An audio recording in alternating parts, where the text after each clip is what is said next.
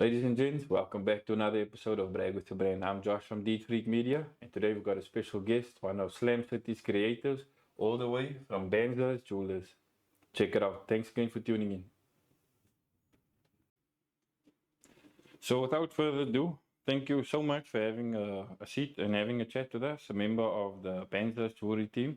It's agreed to have a little bit of a sit down with us, have a bit of a chat, kind of talk us through what's been happening, what is happening, trends, topics, and all the likes of that. Thank you so much for coming in. How's things going? How are you doing, Josh? All right, you? Thank you so much for having me. No problem, no problem. Thank you very much for taking the time out, having a seat on the pod and taking a chat with us, man. We really appreciate it. Always a pleasure, sir. Thank you. Yeah, so without further ado, if you don't mind, don't you want to give us a little bit of a background firstly for who you are before we go over into the business? Okay. Guys, my name is Chetan. I'm actually the fourth generation now in Bansdas Jewellers. It's a family-owned business. We've been around since 1907. I'll go a bit into the history a bit later. Okay. But yeah, so basically what we do is we sell new jewelry, sterling silver, stainless steel. We've got a range of plated gold jewelry. We've got a wonderful selection of watches as well. We also do a lot of 21st keys and milestone birthdays. Okay. Like say, for example, when anybody in your family is turning 30, 40, 50, 60, 70, all those milestone gifts we do. Okay. We also do jewelry repairs, we do watch repairs, all the basic kind of repairs like battery changes, straps, pins, glasses, broken parts in the jewelry as well. We do resizing of rings. Yep. Yeah, so basically anything along lines of jewelry we can do. The piercing. Piercing, we do ears and nose piercing. We do baby piercing as well. We also do quite a bit of custom jewelry as well. So if you see something on the internet or you want a family heirloom, like in terms of a what do you call those rings with a signet ring. There's a signet ring, but the other one is the one with a family crest. Oh, family crest rings, yeah. Okay. So those we've done a couple of those as well. Okay. Yeah, so pretty much anything along the lines of jewelry we do. Okay. And lots of other things on the side as well. Engraving as well. We do quite a bit of engraving. Okay, lekker. And you guys do the birthstones with the rings as well, right? Yes, yeah, we've got a selection of... Sorry, not birthstones, my apologies. Yes, so not many people know this, but each month of the year has kind of got certain birthstones attached to it, so it's nice for sentimental value. Yeah. The stones also do mean certain things as well, like longevity or love or purity, all those type of things. So yeah. It's quite cool and different to gift somebody something that's basically a birthstone jewelry, because it actually shows that you've taken a bit of interest to think about what the person means to you, and it has a bit of weight to it. 100%. So moving over to the business side, if you just want to give us a bit of you've basically told us now what you guys do.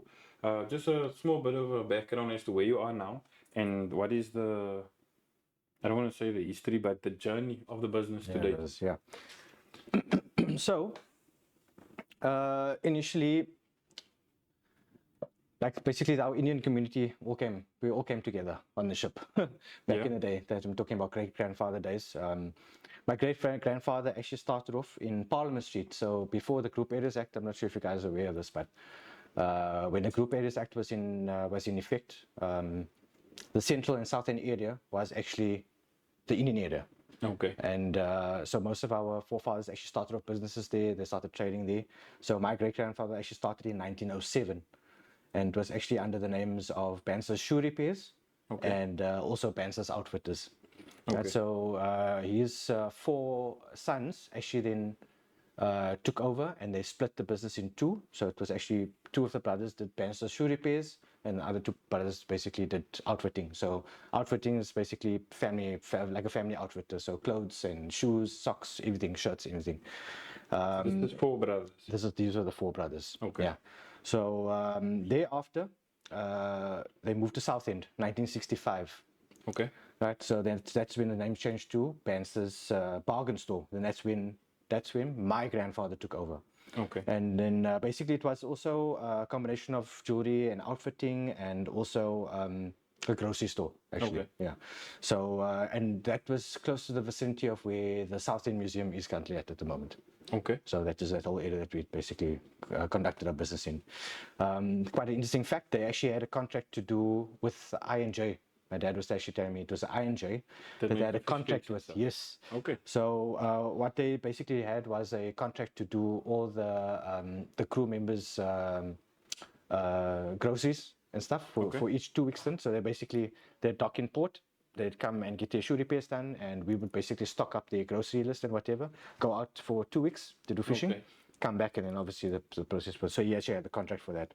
So this was like a Uber Eats or a Checker 60 way back before. Yeah. Okay, very And interesting. yeah, it's really interesting. And naturally from there, that is where our kind of brand name actually grew a lot, because now naturally once the people started talking, there was more customers that came in, and business kind of thrived there after. Okay. And then my grandfather, they moved to Causton, to Cottrell Street. Okay. That was 1969. So that is also once when they opened up there, it was also under the trade name Bansdas Bargain Store, which was once again predominantly with family outfitting, like in terms of clothes and stuff like that. And then they started diversifying now into jewelry, watches, clocks, radios. Okay. There was also in the arcade at the back of the store, there was the store was actually called Arcade Record Bar, and they actually used to sell records. Okay. Records as well, yeah, full-on records. So my grandfather then retired in 1987, and my dad took over as Bansdas Jewellers, and that's where we changed the name over. And like I was speaking about earlier with you, the entire Cottrell Street area was basically known as like the Green Acres of PE at that stage. Yeah. Because it was a bustling site for new business and trading, and especially, well, not to say that it was mainly non-white patrons, but the general public used to come irrespective of. And then so then we basically have been in the Causton area since about 1969. Okay. And then we actually moved across into the Stanford Square Center in 2014, and that's where we're currently at the moment. So for anybody who doesn't know, where Mercantile is, further down the road into Cottrell Street, you have Lala's in the corner, and we basically moved into the complex that was previously known as the Super Spa Stanford Square complex. Yeah. So we're currently residing there now. Yeah, and then basically I'm the first generation now that's in the business from Bansdas name. Many of our patrons and our old customers and everybody knows the Bansdas name, but they've always associated with Bansdas shoes, which is also what we spoke about earlier. Correct. So that was actually, so like I mentioned, there was 4 brothers. 2 of the brothers were actually involved with the Bansdas shoes brand, and then they basically, my uncle owned about 7 to 8 stores in PE at that point in time, including the Foot Zone in Green Acres. They were all over the show. There was in Durban, though. There was Town, Green Acres. I think there was in Newton Park as well, a store. And so even though we're not exactly the same brand in terms of jewelry and shoes, but it's the family name that's carried us through. Yeah. Do you mind if I ask you why specifically Bansdas? Because it's not your surname, right? So that's an interesting story. So when I mentioned earlier, our forefathers all came from India. We're all from India, right? So one of the cities or the villages that our family came from was actually called Bansdas with a V. So it's Vansdas. Vansda, sorry, Bansdas. And back in the day, it was with British colonization and all that stuff. It was a thing where the British, or the people who were basically pushing through the documentation, weren't able to pronounce certain words. So our name got anglicized. Okay. And that is how it came to be Bansdas. Oh, wow. Okay. Yeah. So that's basically the story behind that. Hectic. Okay. Just something quick fast. Just going back to the services and stuff. Do you guys do custom-made jewelry as well, as in full on? Yes, yeah. So we've had a lot of customers that have come to us with either old jewelry or like I've mentioned earlier, like maybe they want to create a family heirloom for whatever purpose, or they've just basically seen something that maybe a famous person was wearing, or they've seen something on the internet. We've done things where we've combined like maybe 3 or 4 aspects of certain jewelry designs that they've seen and made it into one type of thing. Okay. Because at the end of the day, jewelry kind of is a personal thing. So sometimes getting something that's kind of ready-made and mass-produced isn't quite personal. That unique touch is important. Exactly. And that's the thing, because you must, you wear jewelry as for a reason, and you want it to stand out, or you want it to be different from everybody else's. So that's where the custom market has taken off quite a bit. Because of all basically the way that the world is progressing nowadays. You have access to things like laser machines, for example, that can laser cut the edges much more smoothly, as opposed to somebody that's handcrafting it. Laser engraving, for example, there's like, there is a lot of things that you can do nowadays. Have you guys done any grills? Nah. Seeing that the restaurant is that's one of the things I get asked often. very Do we do grills? Do we do look into it? Maybe, L pieces and grills? Yeah, unfortunately not. As much as the market dictates that we need to try and diversify as much as we can, so we can still, be in operation. Unfortunately, we have to draw the line at a certain point, especially when it comes to anything that's kind of mouse jewelry, or what's the product called for? I don't know what's the term we call for it, but it's normally done by a dentist. And the main reason behind that is because you need to take molds and stuff like that and make sure that, we, at the end of the day, whatever we do, we try and maintain a certain standard. So with that being said, we would rather prefer to do things correctly the first time around, other than having the customer come back to us with endless issues or problems or being unhappy, all those type of things. So we draw the line within certain things. So unfortunately, not any oral jewelry for us at our stage. But normally your dentist will be able to help you with that. Mainly around the reasons, because it needs to be custom fitted. You need to take a mold of your teeth. Everybody's teeth is different. And also it could actually get pretty pricey as well. Okay, cool. With regards to your background, I know we discussed a little bit of this off camera. I want you to tell me a little bit about where you as a person started before you were completely, or let me rather say, 100% dedicated to the brand and to the family business. What was your transitional period like from having, obviously I know you personally, having a full-time job, to your journey to where you are basically now, full-time into the business? What was that like? If you could maybe tell me, like, in the beginning to your transitional period to where you currently are now. Okay, so I was always in the shop. I think we actually, all my siblings, my 2 younger sisters as well, we actually kind of grew up in the shop. So I was piercing ears and stuff since I was like probably about 7 or 8 years old. I was changing watch batteries as well from that young age as well. So it's a case where I've always kind of been in and out of the store. Always had a kind of tab of what's happening and that type of thing. And I just had this fascination about watches more than jewelry. So that is where basically my interest was always kind of captured by being in the store. But with that being said, do you figure yourself a watch guy before you finish? Yes. Yes. I'm going to ask you a couple of questions. That's why. So we'll come to that. So I got some things to say about that. My career path was very different. I got into logistics when I just came out of school. So I was basically working in the import and export sector of business for about 13 years. Did international shipping, customs clearance, that type of thing.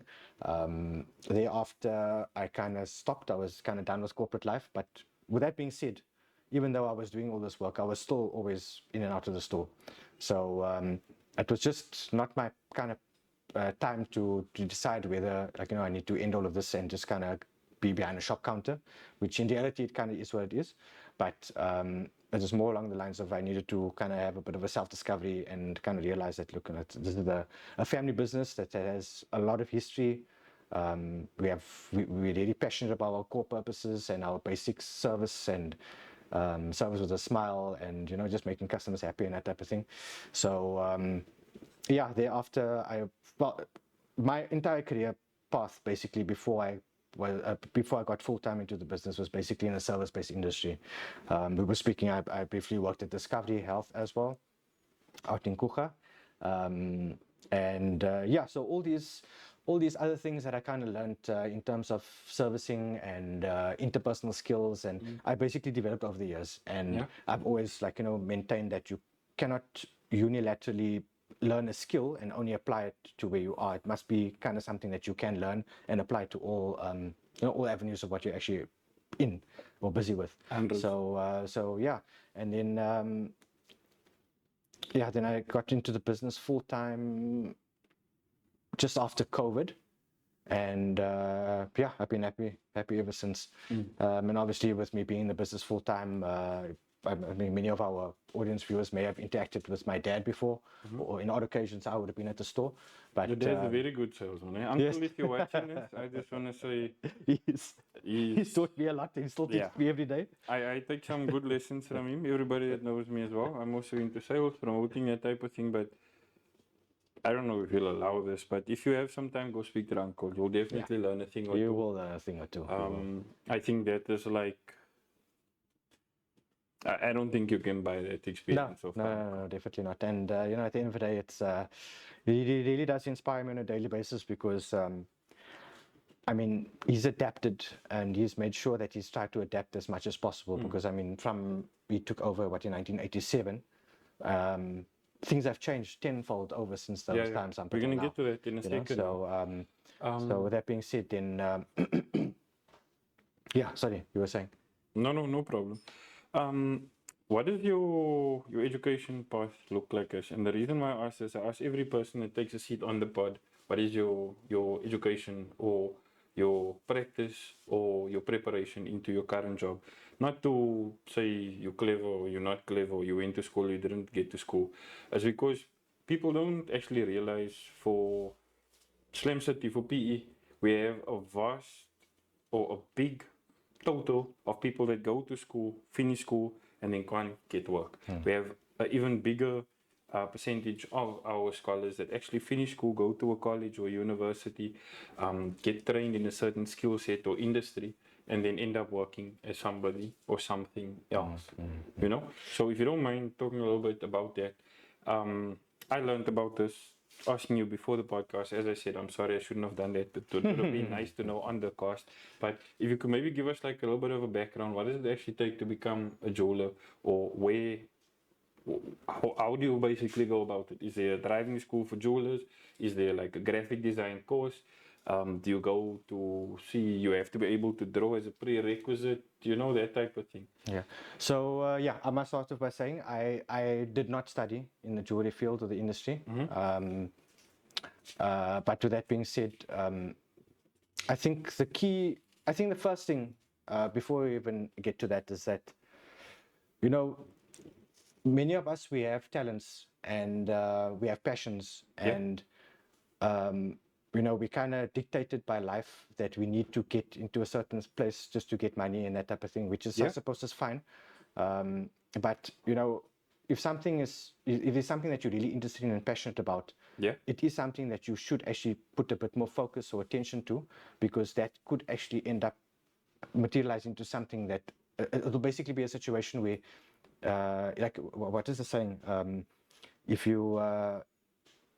If you do something that you're happy or passionate about, you won't have to work a day in your life. Yeah, you never work a day. So with that being said, like, if you are good at something, try and nurture that, check and see how you can apply that. Because like, okay, I'm a little bit of an older guy, so what we were exposed to back in the day, as opposed to what is available now to do, there's a much more a wide variety of things that you can actually get involved with, or your idea may have not been relevant back then, but now it is, because there is platforms where you can do that type of thing. So when it comes to jewelry, like you were saying, I think the first the first thing would be some sort of artistic interest, or being able to draw, or being able to see something, or maybe if somebody gives you a couple of words as to how they're feeling, you'll be able to put that into an image of some sort where you can actually express, visually express a thought or an idea. So that would basically be, I think, the first standing point there. And then there are various colleges and stuff that do jewelry design courses where you actually get to learn about the different gemstones. And the most interesting part is metals.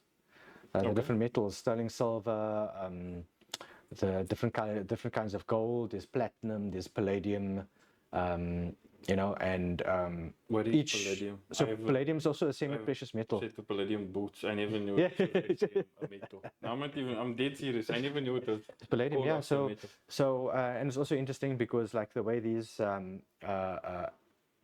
various types of metals, obviously with markets changing across the world and stuff, palladium at one stage was a bit more affordable than 9 karat white gold, for example. And now it's kind of it's all different now. It's all different now. So basically, palladium is also in its core, since it is a bit of a whiter metal, like what, for example, a highly polished sterling silver ring would look like. It will probably be like, you know, in that tinge, but it's on the level of white gold, should I say, Okay. a little bit more than that. No Yeah. wonder I paid so much for the damn boot. Yes. Yeah, okay. That's perfectly fine. Sorry, I've just got a few notes. I couldn't remember everything I wanted to ask you. But with regards to the different metals and the different golds and silvers, what is your opinion for diamonds? Okay, Good, so bad, overpriced, unneeded, only for married people? I don't know. Give me okay. a human moment. Don't be a salesman. Yeah, I'm not going to be a salesman. I'm going to be brutally honest with this one because this is a question we get asked often. There's a documentary on Netflix called Nothing Lasts Forever. Nothing lasts forever. Okay. Right, on Netflix. Guys need to watch it, especially if you're interested in diamond rings or in the diamond stone itself or whatever. Like, you know, at the end of the day, if you look at all your stones or your precious stones, they're all kind of mined, and Okay. they've gone through various sort of polishing and shaping and that type of thing, and basically you end up with a stone. So De Beers, like this is why like you guys should watch this show, this documentary, should I say, where they actually clearly dictate and outline how De Beers have basically encapsulated the market by putting through a brilliant marketing idea that diamond is the symbolism of forever love. Forever love. Forever love, or love Okay. forever, or you know, and they basically sold this concept to, I think it was to the American market, if I remember correctly. And from there, this thing just blew up, and it became a thing where women would associate marriage, love, and all the rest of those good things with the diamond. Okay. You see, so that is where a lot of us have been indoctrinated to say that, okay, the diamond is now the thing that you need to kind of get. The documentary also goes into the flip side of it, which is moissanites, which is kind of lab-grown diamonds. So if you look at the diamond, or if you think about a diamond and how it's created, it's basically years and years of coal being compressed under the earth naturally, and obviously it's mined out of the earth, and then it gets refined and shaped, and then you end up with your product. So what they've done, been doing, especially I think for the past 15, 20 years, maybe, give or take, they actually lab grow these diamonds where they simulate the exact kind of pressures, and they put these metals or these elements together in this big press, and they've got these factories with these huge presses, and they basically construct this thing, and you end up with a lab-grown diamond. But your lab-grown diamond actually ends up being of a much poorer face value quality, with lower imperfections and all these things, to your natural diamond at a quarter of the price. So that is where the whole world changed with the introduction of lab-grown diamonds, because now as a result, people are looking at it as an option, paying for something that's a quarter of the price, but you could possibly get a bigger size stone as opposed to an original diamond. Yeah. You know, so yeah, so it has actually changed the market a lot. People have cried, people have closed down businesses, Yeah. you know, but like I said, I'm not going to go into too much detail of that, but if you watch that Nothing Lasts Forever on Nothing Lasts Forever on Netflix, it will Okay. actually give you a lot of perspective on things. And you know, at the end of the day, it is a personal choice, Yeah. right? So you know, you don't want to start off your marriage with your loved one where it's on a sour note. Yeah. And I'm they're expecting getting something, you you, see, don't right? worry. And you you know, so apart from affordability, Yeah. you know, that was basically the biggest factor there. Okay. And then just an added side note as well. So when it comes to diamonds, there's 4 C's: clarity, cut, carat, and what's the last one? sorry, the last one always forgets me. But basically, clarity means like you'll get a scale from alphabet scale, and clarity would be like the shade of yellow that slowly turns into white. So it'll be yellow, pale yellow, like that type of thing, you know.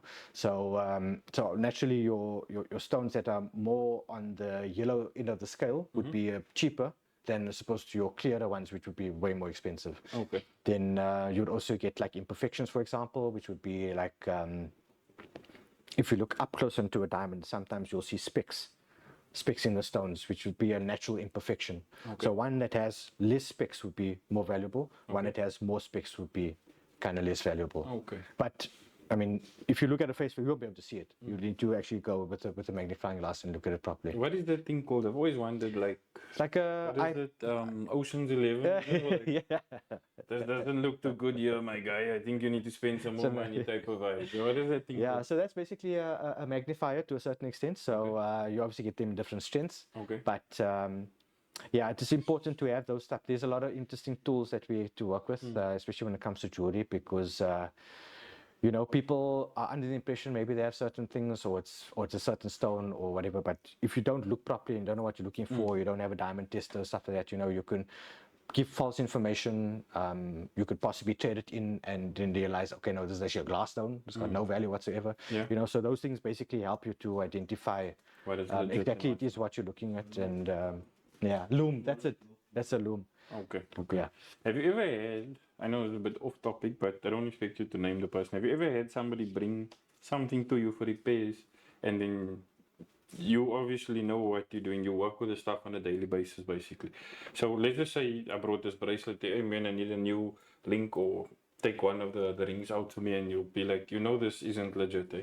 And the person will be like, nah man, you're crazy. Or they didn't know that is actually not a real thing. Have you ever been in a situation like that? All the time. All the Really? time, yeah, all the time. You know, and that's why I told you about our honesty and our, like, you know, that's whenever you come to our store, you will deal with either me, my dad, or my mom, and we like to have a proper, long-lasting relationship with our client, and one of those things is based on honesty. Yeah. You know, so whether you buy the stuff from us or not, obviously what we sell, we're going to tell you exactly what it is because we know what we're selling. But if you're coming and we inspect the item, we are going to tell you, you know, unfortunately, whether you want to accept it or not, we are going to tell you that whether your stuff is original or not, just to put our mindset at ease, and as well yours, because we don't want to have any situations where, you know, maybe you were promised by somebody else or whatever the case may be. We just try to maintain that open honesty policy, and that's actually one of the reasons why we're still operating after so many years. Okay. With that, I know we had a bit of a pre-chat or a pre-discussion regarding this, but what's a typical day feel like with your customer base? For me, I get a lot of crazy people in sales and my technician work, whatever the case may be. People ask you silly questions. They'll follow you around, not like follow you around, but you know what I'm trying to say.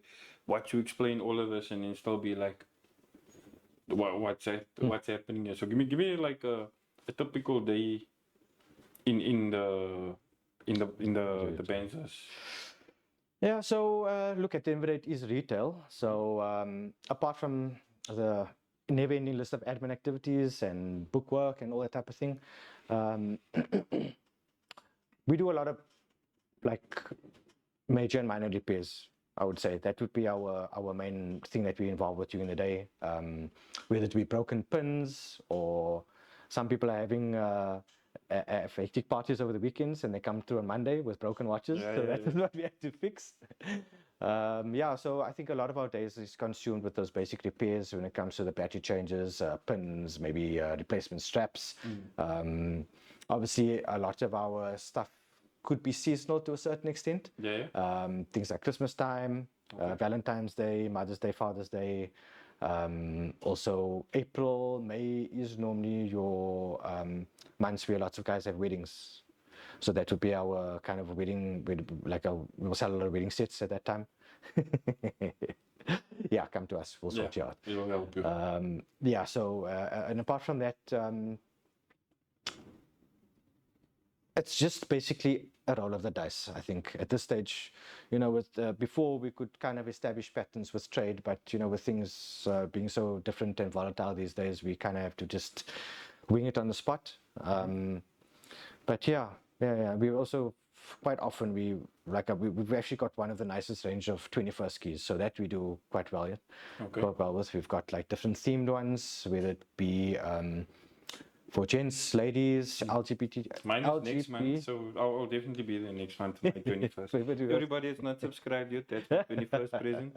Hit the sub button down below. Don't worry, we'll make you a custom tea freak one. Thank you. I appreciate it. Yeah, so especially with our 21st keys, we've got like soccer themed ones with all the major teams. Yeah. We've got ones with cars on. We've got normal, your generic Bible verses, praying hands. We've got things for the LGBTQ community as well. We've got quite a big range of those things. Okay. But yeah, like apart from our ready-made things, that's why we actually do quite a bit of custom keys as well, where it would be things that would be laser engraved on glass or laser engraved wooden 21st keys or 70th birthday keys.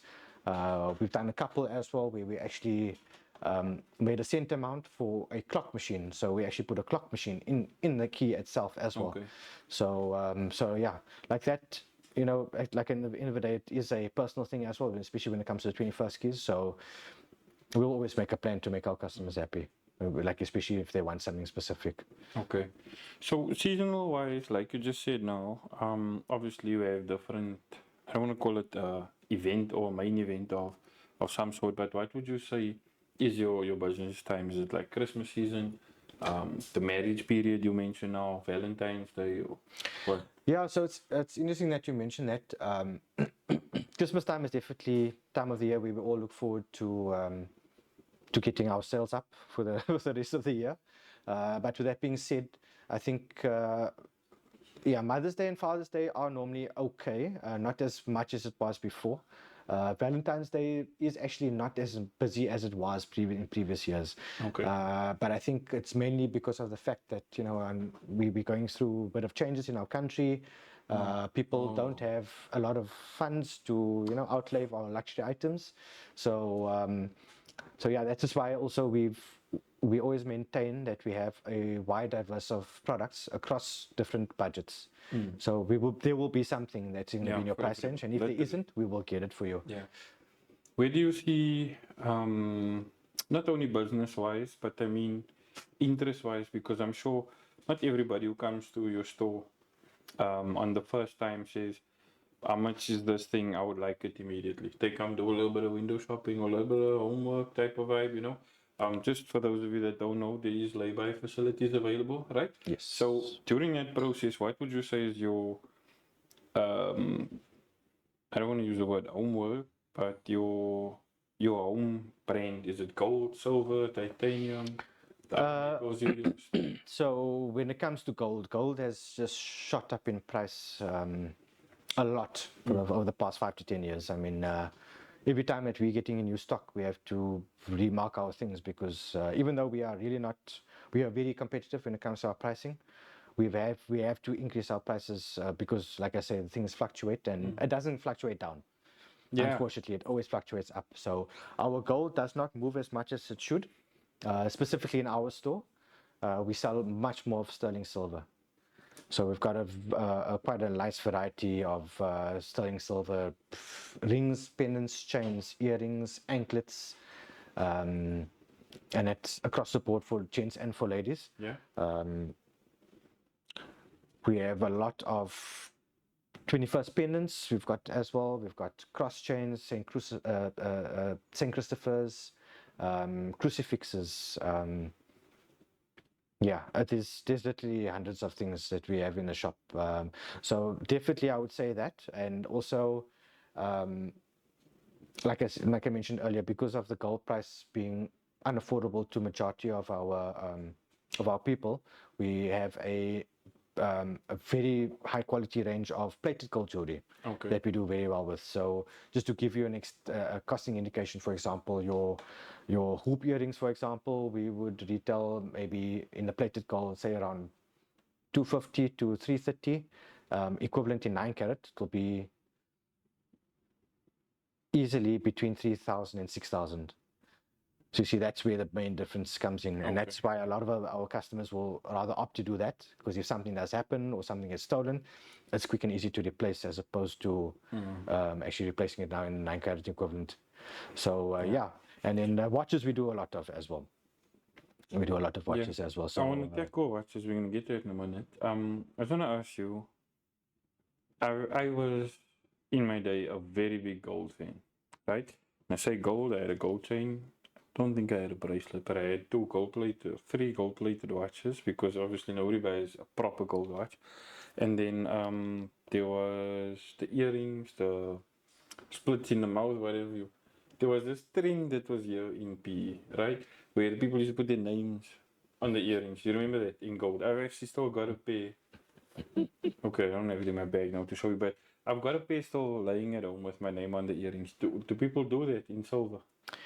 I have, to be honest with you, I have not seen it in silver. I've seen the coins have gone from gold to silver. Yeah. I've seen the chains, I've seen the coins. I've got one myself as well. I haven't seen it in the teeth as well. Not like a girdle, but like a L or something for a split. Yes. I haven't seen it. You're right. You know, when it comes to jewelry is kind of in the fashion, and they're kind of linked. So trends do change. Yeah. And you know, we've actually, you know, we did a lot of those things before, either full name, or whether it be cut out, or like Is this in the gold area? Gold and silver. Okay. Gold and silver, yeah. So obviously gold was way cheaper back in the day, so people used to do those things. Yeah. Nowadays, it's more the name chains. That's what we do a lot of as well. So we do them in Arabic as well, Arabic fonts, as well as normal English lettering. That is where people are going to nowadays, especially when it comes to the names. Otherwise, you know, like us, we would, if a customer is looking for something and maybe it's a bit unaffordable, we do also then offer them to rather make up something that's maybe an initial, as opposed to a full name. Okay. It will be one initial, which would be a quarter of the price or half the price. No. You see, just to kind of accommodate them accordingly. But like I say, the name chains have kind of taken over from our side. Yeah, earrings, no. It hasn't been in a while now. I think probably for like a year or two. But we still get in the odd repairs, because you know, some of the previous jewelers who have made those things, they're nice, but they also paper thin. Yeah. So if you cough, they will crack and break. Yeah, for example, you know. Yeah. So then it ends up being a case where, won't you rather than spend an extra 500 or 1,000 than to get the item that will last much more longer, as opposed to paying a little bit less that you have to now constantly fix, where you should be paying 3 or 4 times the cost now to constantly fix it. So yeah, so obviously those things then at those points in time, then we'll always tell the customer, okay, don't you want to rather get us to modify this thing a little bit? So you're not going to be spending this now every year or every 2 years, whatever, when it breaks. Let's just rather put a plate at the back and make it solid for you one time. Okay. With regards to that, you're discussing and describing a lot of customer behavior and customer trends. What would you say, if you could share with us, what would be like, I don't know, your best customer reaction and your worst customer behavior? Or just your best customer and your worst customer?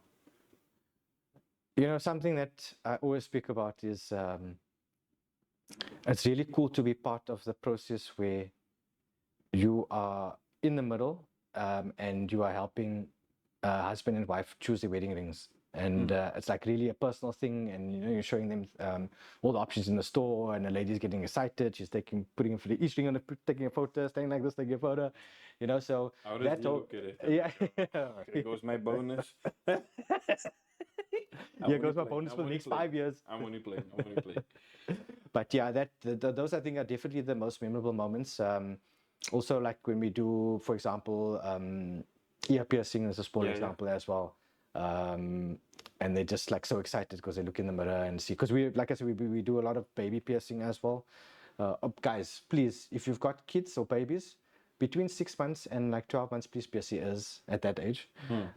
When it comes to a toddler, we will not be able to pierce their ears, because unfortunately they're a bit too all over the show and they get scared and stuff like that, you know. So the best thing to do is rather do it as early as possible, from maybe, okay, so some places do from 12 months. We're a little bit flexible. We just judge by the child's ears and that type of thing and the age. But Yeah, so it's also nice because then it's like obviously the child will cry initially, Yeah. but then we give them a little sweetie and we take a little photo with them, and then we show them the mirror. And the minute Yeah. show them the mirror, then they start smiling. You know, that's quite a nice experience to be.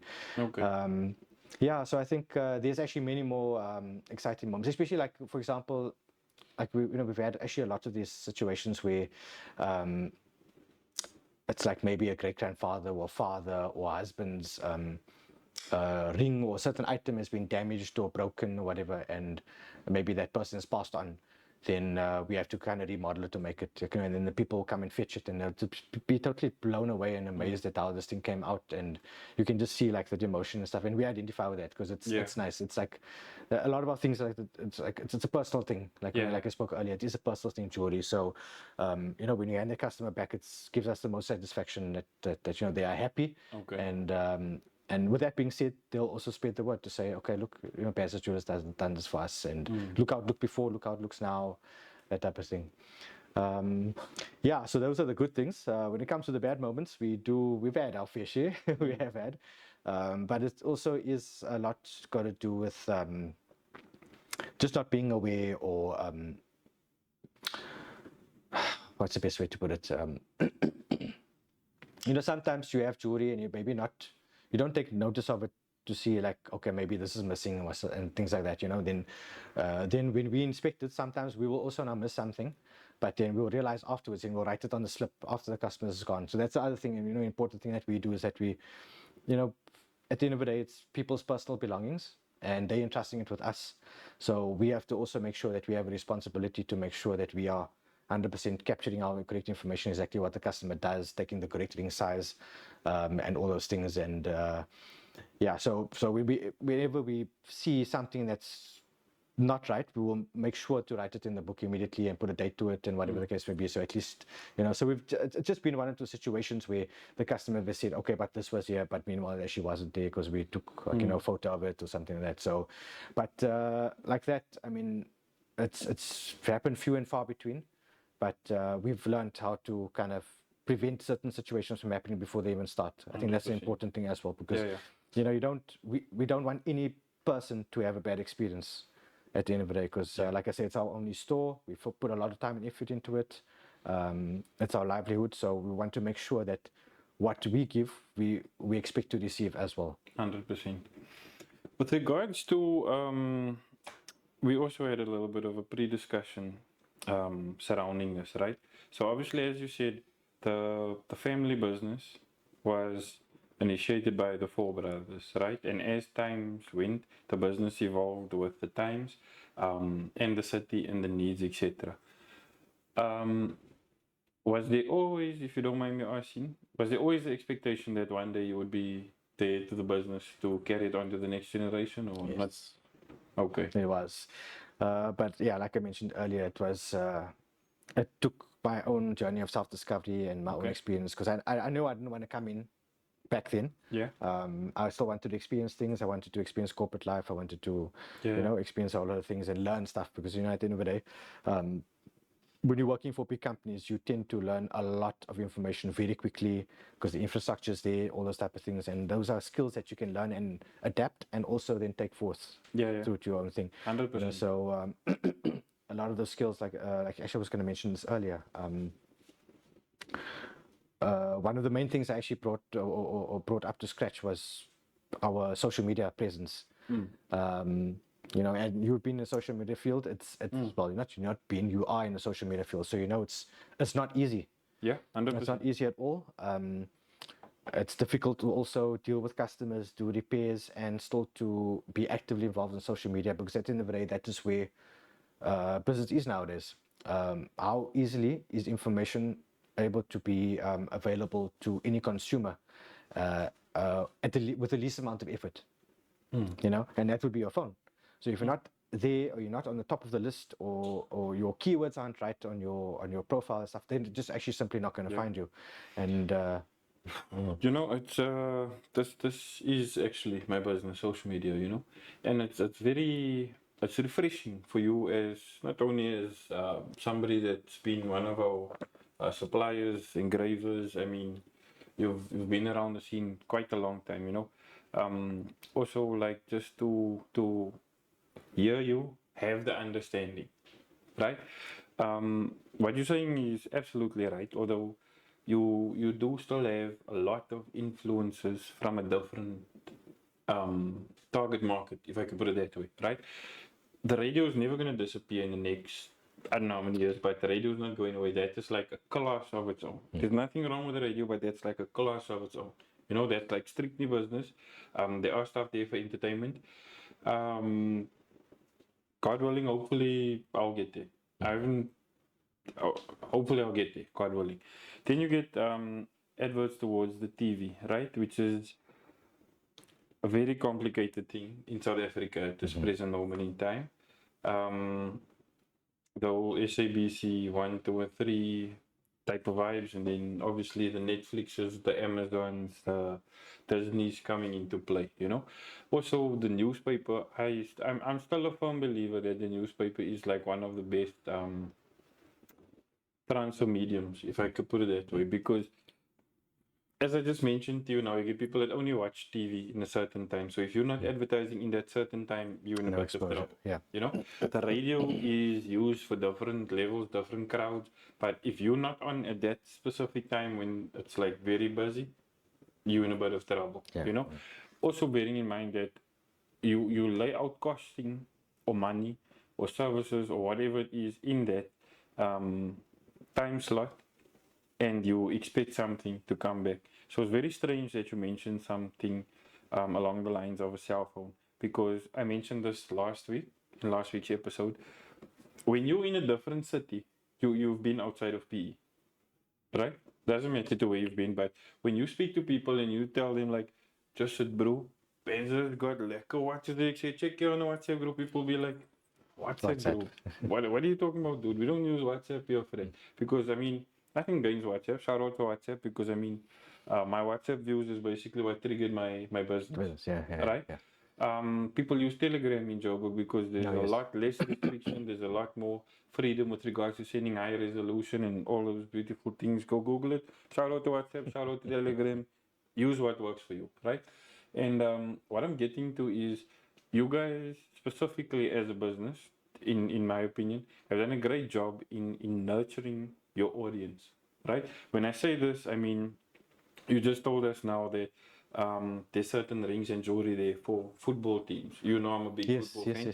You know, myself and my family is basically, that was our family thing, football. I'm not saying we would have won the World Cup or whatever the case may be, but this was our growing up kind of thing. And that is something very, very good, you know. With things like that happening, you've also evolved to something that is extremely close to my heart, to you as well, is the motor industry. Yes. Or the car enthusiasts in and around Slam City. I also mentioned last episode and the episode before that, is the fact that we've got, not got anymore, we've had so many of the major players in our city, the likes of Ford, the likes of VW, the likes of GM previously, and Isuzu now. We've had the people that make all different types of components and all those things out and about around here, you know. So just a bit of, from my side, to interject, the audience that you guys accommodate for is literally, I would say, from A to Z, because shout out to Side Hustle Garage, but yeah, the post, as I explained to you earlier, the spinner startup kit, right? So Raju, shout out to you. I'm hoping to get you a seat on the pod as well. Come see me. Come see him and come and see me too. I'd like to have you on the seat here to have a bit of a chat. But there's I don't want to call it a prerequisite, but it's not popular, if I can put it that way, to see a spinner from Slam City or PE or practically any city without a chain. That is like, people think you're serious now because you're wearing the uniform type of vibe, right? In the science community, exactly I don't want to say exactly the same, but similar. Your jewelry is appreciated there. Although me personally, I chose not to go with a whole bunch of jewelry for various reasons, you know. And you guys have really done well, moving from age to age, from trend to trend, sorry, So I just think congratulations are in order. Thank you. It's also my first episode, Shoutout to Undefeated or Undisputed as we had him in our first episode. But he also told me like, it's very scarce or not popular for somebody to just say, you know what, that was actually quite good, my guy. So as a whole, I just want to say quite good. Going forward also, is this, I think we just about on time now to take a quick intermission break there. We're gonna have an advert with a lekker. He's actually gonna have his first Mommy I'm on TV moment, coming up right now. But I think we can maybe just have a quick break. When we come back, I just want you to tell us. I'm gonna ask you this, so maybe this is like a bit of a preparation. The uniqueness about watches and the uniqueness about earrings. So just think about it, let it float around there while you're having your Mommy I made it on TV moment. And we'll check you guys soon. Give us 5 minutes and we'll be right back. Check out the advert. Cheers, guys. See you soon.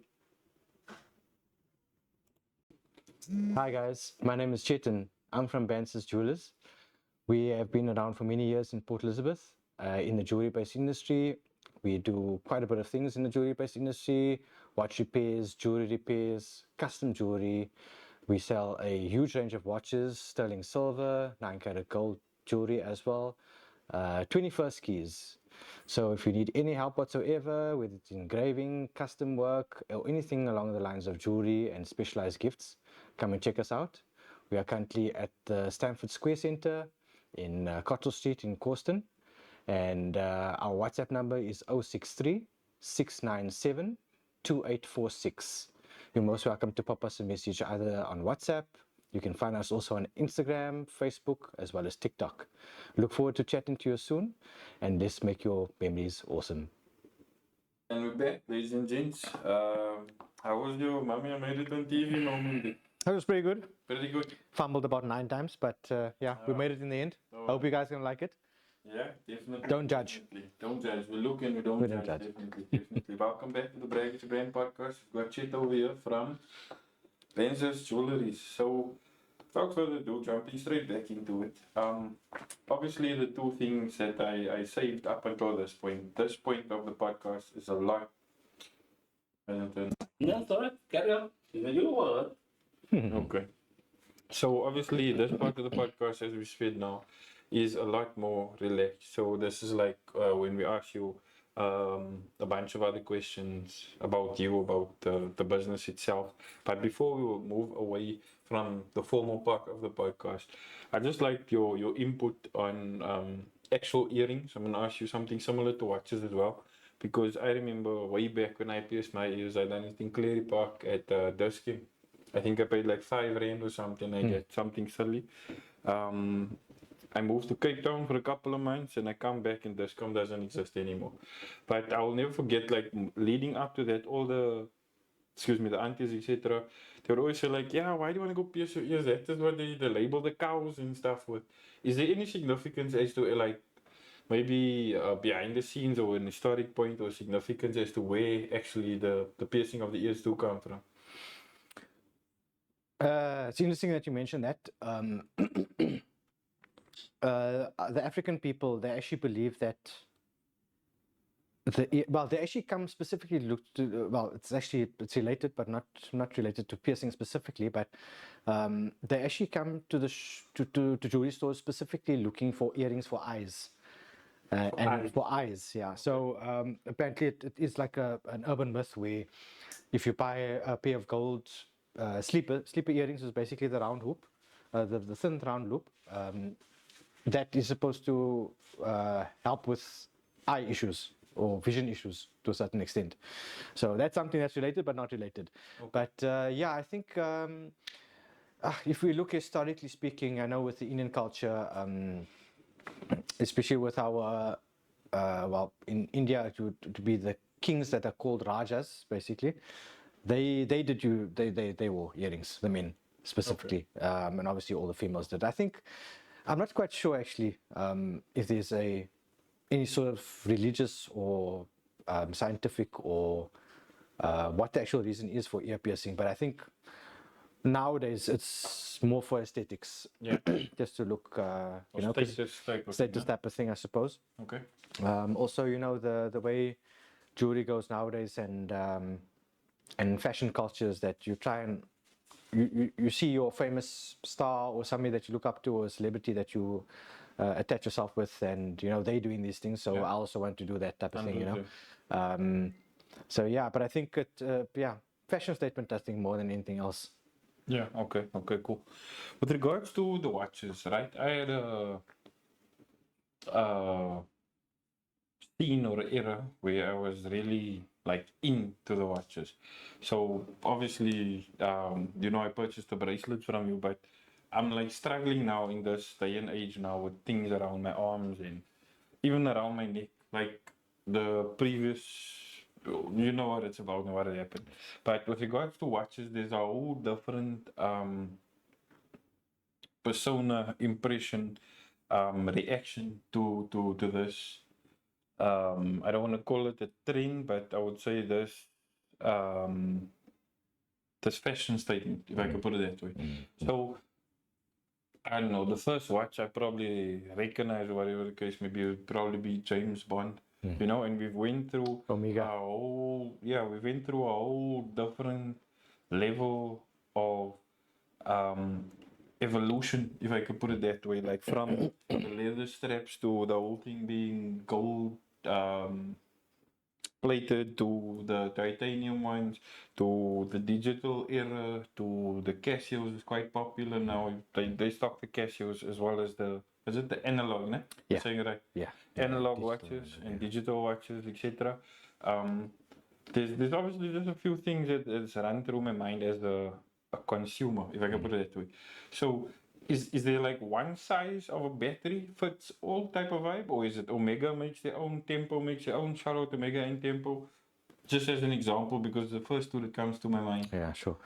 So yeah, like I mentioned earlier, we do lots of battery changes. There's probably between 50 to 60 different sizes of batteries. Okay. You get a 1.5 volt, the normal tiny button battery, and you get a 3-volt one, which is the larger disc one. So normally your digital watches, so obviously you get, with the ones that take batteries, for example, you would get an analog watch, which would be your ones with the hands.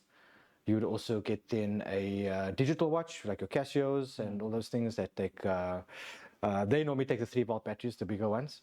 And then you That's get... the same like the remote normally, ne? The alarm remote. Yes, yeah, some of the alarm remotes, like your Sandy, your auto watch remote, they take the round disc. We also change those batteries, by the way, as well, for gate remotes and all those things. Okay. But yeah, they take the round disc ones. Okay. And then the other style of watch that would normally take a battery would be a Anadigi, which is actually a combination of an analog watch with a digital display on it as well. Okay. Sometimes those things take one battery, sometimes they take two, so it'll be one for, so it's basically your analog machine that will run the one with the hands, that will be at the bottom, and then your digital movement would be one that fits over it. Okay. And each one will take its own battery. Okay. So sometimes it ends up being a bit of a pain to change it, because you Yeah. basically have to strip half of the watch apart just to change the bottom battery. Okay. With the introduction of, obviously with the way the markets have changed and stuff, you do get watches that are cheaper, but also cheaper meaning that sometimes the way it's put together, it's much more unconventional, I'm going to put it to you that way, because you can't actually get the bottom one out at all, or like, sometimes there's a little bit of a defect where it's a bit skew and you have to kind of maybe modify the watch a bit just to get the battery out, change it. But yeah, so basically those two styles, and then just to expand further on watches as well. I prefer old watches myself. I prefer the old school automatic watches. So basically, it works on a principle with a hairspring, a little tiny spring. It's all mechanical. So there's like, Yeah. I think it's about 60 odd parts that will go inside the watch when you spread it out. I'm sure you guys have seen watchmaking videos where these guys are servicing the watches. They basically take everything out under the microscope and then spread it across an entire table. Yeah. And you won't actually realize how many moving pieces that are so intricately kind of designed that all fit together to make this watch actually work. Yeah. And yeah, so those actually ones. answered my second question now, because I was gonna ask you what's like the difference between the watches that you get like gold or silver is like normally flat, and you get like the analog or the digital era that we're kind of living in now, that is like high Yeah. raised as a I don't know, like a lip or a ledge or whatever you call it. Type So of vibe. lots of the yeah, well, we can go quite deep into this. So yeah, let me continue with that quickly. So you get like a automatic watch. Basically, it's got a pendulum inside. So as you shake your arm, the pendulum spins, and then that kind of generates power, some sort of power, which is now stored in the spring. And that spring basically oscillates, and that is how the watch gets momentum that it powers the hands and stuff like that. Then you obviously get various other types of watches. There's ones that are powered by the sun, by solar. You get ones that are kind of a modern day one, like the Seiko Kinetics, for example. They've got like it's actually called the capacitor. Yeah. So it works in a similar principle to an alternator in a car. Yeah. So still similar principle with the pendulum spinning around, but instead of the hairspring being there that generates and stores the power, there's this battery that actually generates and stores the power. So when you're not moving, the battery is still taking over and working. So it kind of recharges itself. When it comes to machines and the watch designs and the thicknesses and all that type of thing, lots of the designs are based around what sort of size machine will kind of fit in there. Because, you know, the weird part is, you know, when we open watches, when we service watches, when we do repairs, you see this watch and you won't be, you'll be totally surprised to see that the same machine is in X, Y, and Z brand. But brand X would be 500 Rand, brand Y would be 2,000 Rand, brand Z would be 5,000 Rand. So at the end of the day, you're basically paying for the brand and possibly the design around the watch. It's very interesting you mention it, because my next question, before I ask it, would have been the pricing around watches, right? As I just told you offline now, I've traveled quite a bit. For some reason, I meet an enormous, unbelievable amount of people. And I met, I would say, at least 3 guys that are like actual watch collectors. So this dude I'm talking about is probably, I think, 2 years older than me or something like this. But I'm talking like he's like got an actual watch collection, like from the round one that you know. Pocket watch. What do you call it? Pocket watch. Sopranos. I don't know what you call it.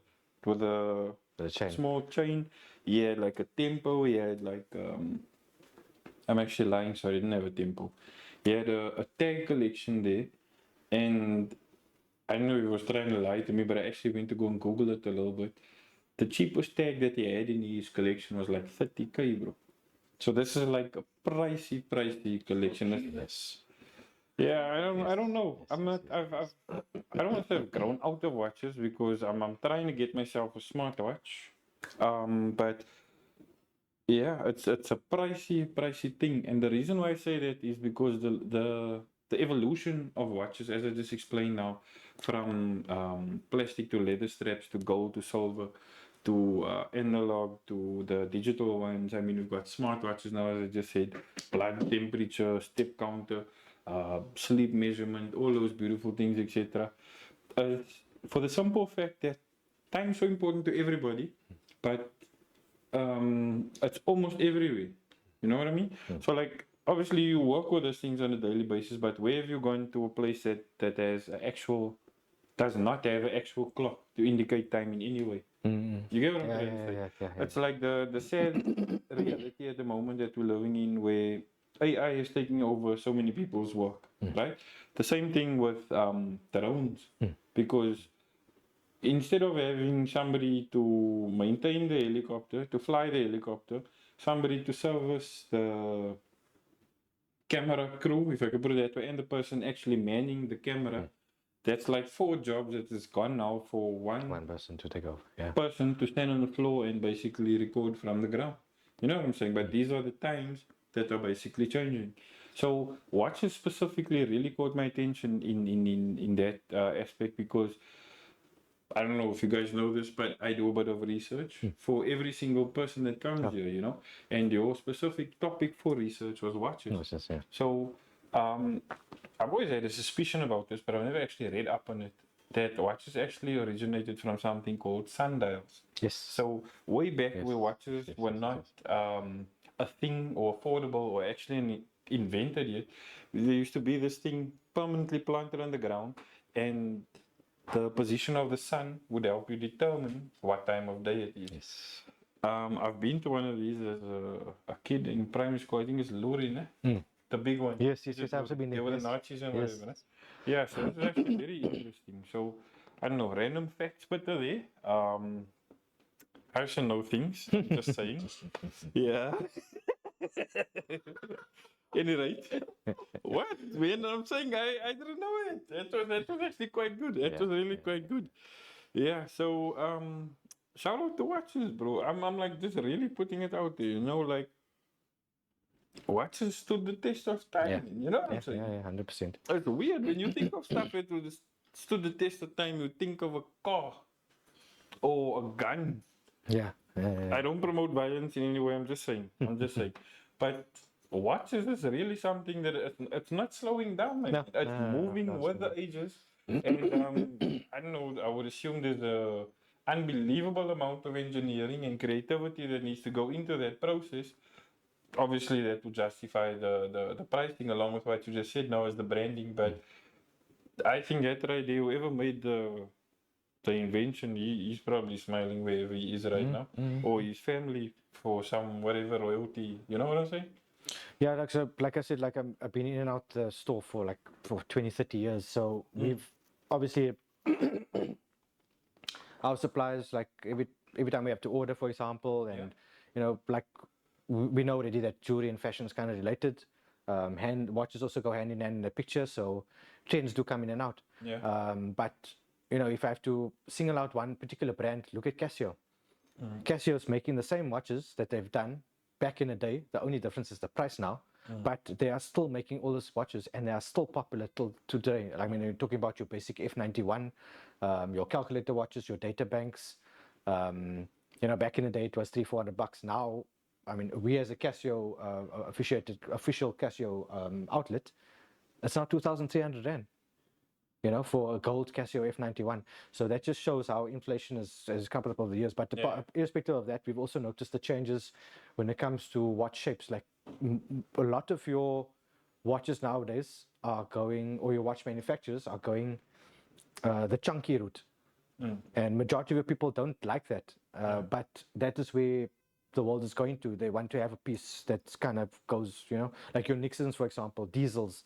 I mean, those things don't, I don't wear those things because it's still, my arms are thin. But still, it's like, you know, it ends up being a case where, okay, it's big, it's cool, people are going to see it, I want it. You know? So, from a business point of view, before we move away from the serious part of the podcast, as a business, how do you actually cater for?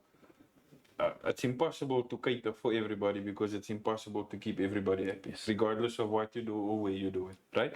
So, how do you, if you could maybe let us in on a little bit of a secret for your marketing strategy, do you keep like, I would say Gen Z, keep them happy because at the end of the day, they're not necessarily working, but their parents will be like, hey, mom and dad, you need to come and pay for this, you know?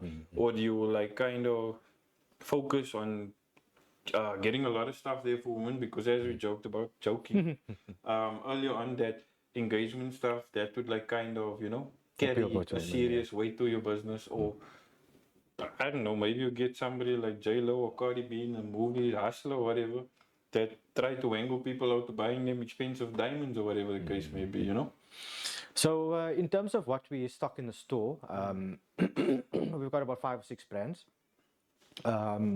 Like I say, we've across various budget ranges. Yeah. But so we obviously pick and choose according to our client market. At the end of the day, we're a retail store, right? So if we look at this from a business perspective, you got to kind of stock what you know is going to move and sell, and you can't tie up cash flow in stock where, you know, oh, this is nice, I like it, I think maybe 1 or 2 people like it, let me order it. Not going to work. It may sit in display for too long, you know. So what we do is we'll obviously get a variety of different, well, say for example, whether it be gents or ladies, we'll get a couple of gold, couple of silver, a couple of leather, couple of two-tone as well. That's actually quite popular. So two-tone, basically that means it will be a combination of gold and silver, maybe with a gold piece in the middle, silver on the outside, whatever.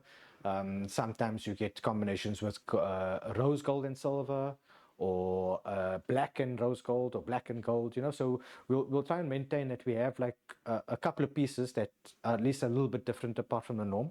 But what we can always do for any customer is that if they send us a model number or we let them browse through our the supplier's catalog, then we can just simply order what they're actually looking for.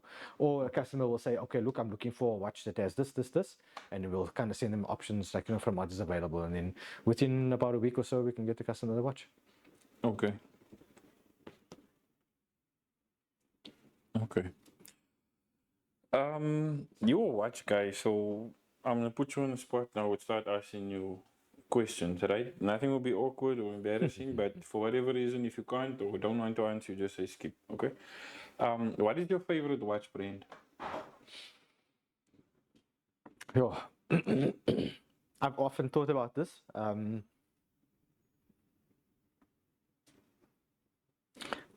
I'd still say Casio. I dig Casio.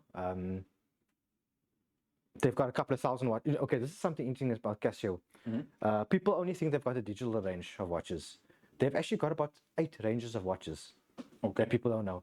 So you've got your basic digitals, you've got your G-Shock range. Everybody knows what the G-Shock I like the is, G-Shock, right? so yeah. There's 100,000 different models there, over exaggerating.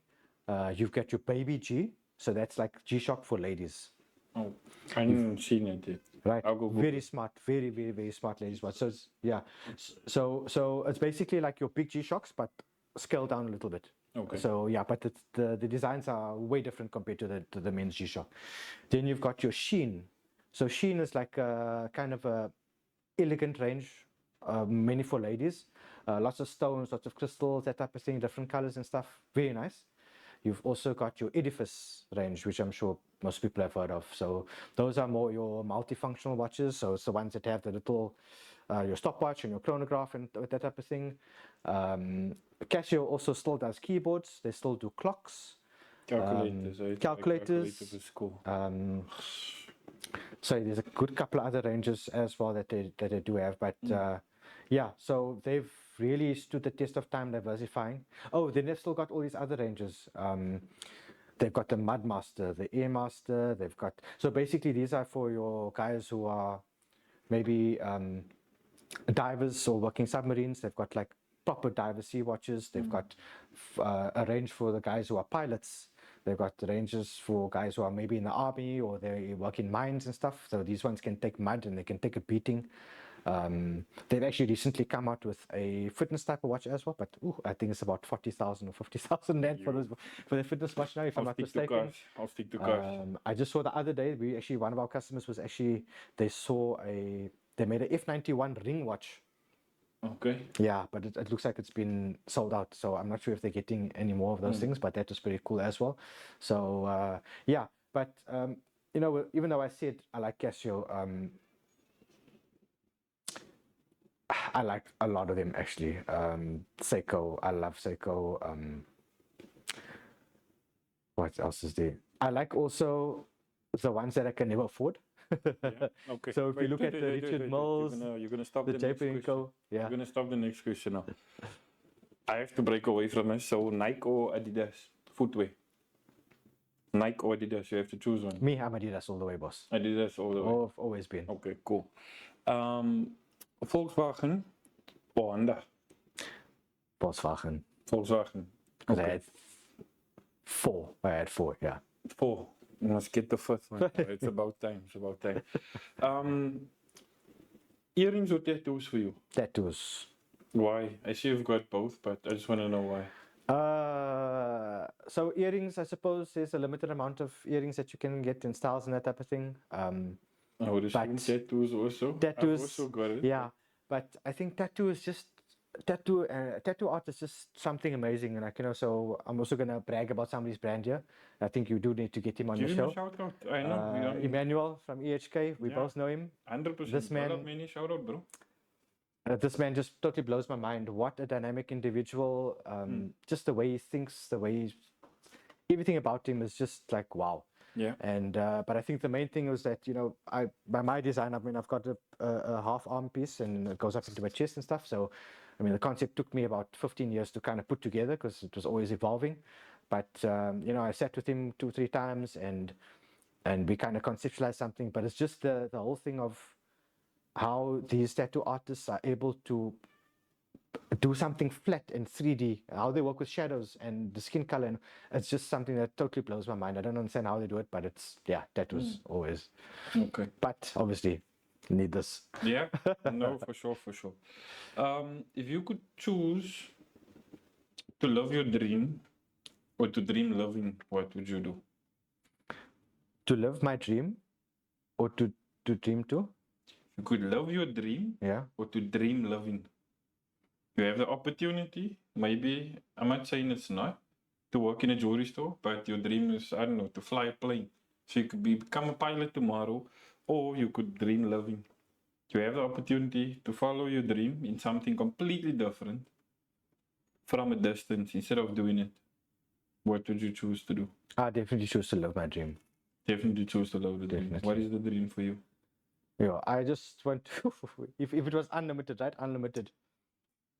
Let me put it Yeah. this way. If I was a genie and I could grant you 2 wishes, not 3 because everybody gets 3, I can only afford 2. I give you 2 wishes, what would your 2 wishes be? I would definitely say no financial burden. That is definitely my one thing. So, because you know, ultimately we work in reality nowadays. So, Yep. you know, Unfortunately. money talks, dictates Exactly. everything, and I'm on a like we spoke about this earlier. I'm like on a hectic fitness path and fitness journey and that type of thing. You know, so I Give work. a shout out to your gym as well. Yeah, active on 6. All my buddies. I mean, this morning, Saturday mornings, I have a leg day session from 6 Okay. o'clock to 8 o'clock in the morning. A brutal one because I'm in a gym 6 days a week and I go to gym before work. Okay. I've basically come to a stage in my life where if I don't go, I feel terrible and I feel Okay. guilty and I just don't feel right. So I would definitely, and the main thing behind it is that I just want to as much as I can try and control, I don't want to die young. I want to live for as long as I can because in my family we've got longevity. Okay. So my aim is to try and reach 100, Yeah. but 100 fit. I want to be able to touch my toes. I want to be able to lift things. I don't want to be able to fall over and depend on people and that type of thing. So I think definitely it will be health and yeah, no financial burdens. Yeah. There's somebody that I met quite a while ago in Clear Park. His name is Clayton Christoffels. I don't know. No, if you know Creighton. him. He's You also know, active on 6. is it? Yeah, You yeah. must actually plug me with him. I would Yes. really like to have a chat with him. We actually met back when everybody was doing b-boying. Yes, yes, Yeah. yes, yes, yes, yes, So yes, that's yes, when yes, we yes. actually met. But okay, I don't want to spoil the interview. Please plug me with him. I would really like to have him have a seat here and have a chat with us. So this part of the questioning, you only get to answer yay or nay. Okay. Okay. Would you ever in your career, working at the jewelry store now, had a customer where you'd be like, yeah, I wish I could afford it? Yes. You've had it before, a couple of times. Yes. Okay. Have you ever had a customer there that irritates you but still supports you? Yes. That's not me. I'm just saying, but how often do you get to see this guy? I would say at least once or twice a month. Okay. Once or twice a month, yeah. If I had to take away your phone right now and replace it with a drone, would it be okay or not okay? No, Not okay, you're a phone dude. I need it. I need it for lots of purposes. And which way you leaning, the Android or iOS? Android boss. Android, proudly. Android proudly. Okay, yeah, cool. So yeah, without further ado, ladies and gents, I think we're gonna wrap it up to get out of here. I just want to say thanks again. Once more, I'm not at the level yet for the crazy would you rathers. We're still building here, so we're trying to keep it clean. We're trying to keep it neat. I hope you had a nice time. Thank you very much once again for coming around, having a chat with us. You know, giving us a little bit of insight into the jewelry business. Also, with regards to the personal information about you and the family, longevity, congratulations. Thank you. Please share that with mom and dad also at home. And for everybody that doesn't know, there's the contact details, a few of their services available Facebook, Instagram, TikTok. there's a WhatsApp group that we need to convert to a WhatsApp channel. I think we must do that before we go. They're gonna have a WhatsApp channel. Check them out on Facebook in about an hour. It will definitely be up. Shout out to all of our proud members, all of our subscribers. And you want to give any shout outs before you go? Yeah, well, actually, this is a major shout out. Josh, we've been speaking for for a long time about a lot of things. I just want to say I really appreciate you. I appreciate your honesty. I appreciate your dedication. I mean, we've spoken about a lot of things at a lot of different times. Apart from your own brands, the King Shine team. This is the main thing, guys. This is something important. You know, at the end of the day, we've got local businesses that have been established. Support local. Support local. Deal with your people. You're going to get a much more personalized service. And also the thing is, we need to have this culture of cross trading, and that is why we've dealt a lot with each other. I mean, Bansdas Jewellers have sponsored. Like I said, like you mentioned earlier, we've done things where we've given prizes. I mean, remember that awesome VW ring? I still want it. Yeah. I would definitely. You know, so as a result, you know, come to us, come and chat. Let's do some cross trading and you know, create a relationship that will last. Because at the end of the day, 100%. you know, we're sitting in a town that is kind of, we'll call it what it is. We do have a bit of blanket mentality in this town.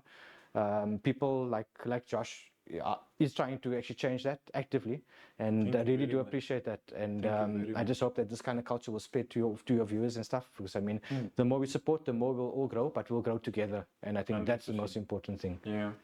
Just on the car scene, I'm gonna be up and running. I think I'm gonna save this for behind the scenes, but there is something coming very, very soon, like literally within the next 60 days. I'm hoping to see you there, whether you come as a sponsor, spectator, or competitor. I really hope you can spare a couple of hours, even if it's just to peep in, grab something to chow. I really appreciate it. It's a pleasure, sir. Thank you so much for having me. No problem. On behalf of us and Bansdas Jewellers. Yeah. Thank you very much. And I'll see you guys. Undefeated, thank you very much for hosting us, undefeated. People don't always say thank you to the building, you know. Even though we're noisy, we make a noise and we come with these cars and these people and all those beautiful things. I want to say thank you very much, brother. The rest of you guys, thanks for tuning in. Please, just, I know I'm dragging this outro now. I just want to take 60 seconds on behalf of everybody that does anything on YouTube. Can I just get a close-up very quickly if you don't mind? Got me then, eh? Okay. I just want to explain something to you guys for somebody that has a YouTube channel, right? Or I don't like the word content creator. I've been classified as one, but everybody that has a YouTube channel needs your support. For you to comment down below, wah, kakaka, or lol, well done, nice job. It's completely free. You see that big button that says subscribe? This helps us to get more viewers, and this gives us a little bit of a chance to one day maybe get some bucks from YouTube, and it gives us a lot of inspiration to carry on getting some more guests, taking some more time out of our day, because remember, it's not only a guest, it's a host, it's somebody that has to host you. We have to get your equipment and all those beautiful things. So some support to your local content creators. Go ahead, hit the like button, go ahead, hit the subscribe button. You don't have to be alerted for every single thing. I know, I'm in a lot of corners on social media, but I would really appreciate it. It comes absolutely free to you. Sponsorships are still open for this specific podcast, Brag with Your Brand. If you would like to contribute, participate, or even come take a seat on the pod, please reach out to me. My email address will be listed down below. Those of you that know how to reach me, know how to reach me. So, signing out. Thank you again. Sorry, it was a very long intro. But Josh from Deed Freak Media, Brag with Your Brand podcast. You know what it is. We'll check you next week, eh? See you. Well done. Tops, boys.